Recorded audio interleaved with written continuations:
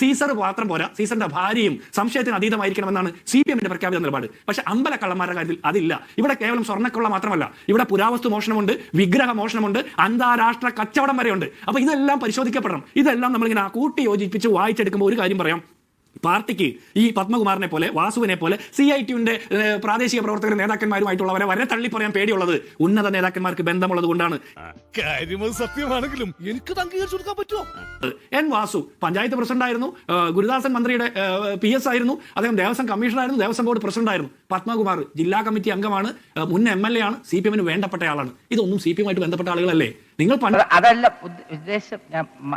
TP Chandrasekharan കൊലക്കേസിലെ പ്രതികളെ കുറിച്ച് പറഞ്ഞപ്പോഴും പാർട്ടിക്ക് ഒരു ബന്ധമില്ലെന്ന് പറയുന്നത്. ശിക്ഷിക്കപ്പെട്ടവർ മുഴുവൻ CPM-ന്റെ ഉത്തരവാദിത്തപ്പെട്ട നേതാക്കന്മാർ തുടങ്ങി CPM-ന് വേണ്ടിയിട്ട് കൊല്ലാൻ നടക്കുന്ന ആളുകൾ വരെയുണ്ട്. എന്നിട്ട് ശിക്ഷിക്കപ്പെട്ടിട്ടും കുഞ്ഞനന്തൻ ഒരു കുഞ്ഞുറുമ്പിനെ പോലും പീഡിപ്പിക്കാത്ത, കൊല്ലാത്ത ആളാണ്, മഹാനായിട്ടുള്ള മനുഷ്യനാണെന്നാണ് നിങ്ങൾ പറഞ്ഞുകൊണ്ടിരിക്കുന്നത്, മരിച്ചതിന് ശേഷവും പറഞ്ഞുകൊണ്ടിരിക്കുന്നത്. അപ്പൊ TP ചന്ദ്രശേഖരൻ എങ്ങനെ വെറുതെ തലറങ്ങി വീണ് മരിച്ചാണോ? അപ്പൊ എന്തൊക്കെയാണ് നിങ്ങൾ പറയുന്നത്? കോടതി RDP-യുടെ തൊലി ഇരിക്കുകയാണ് ഉത്തമ.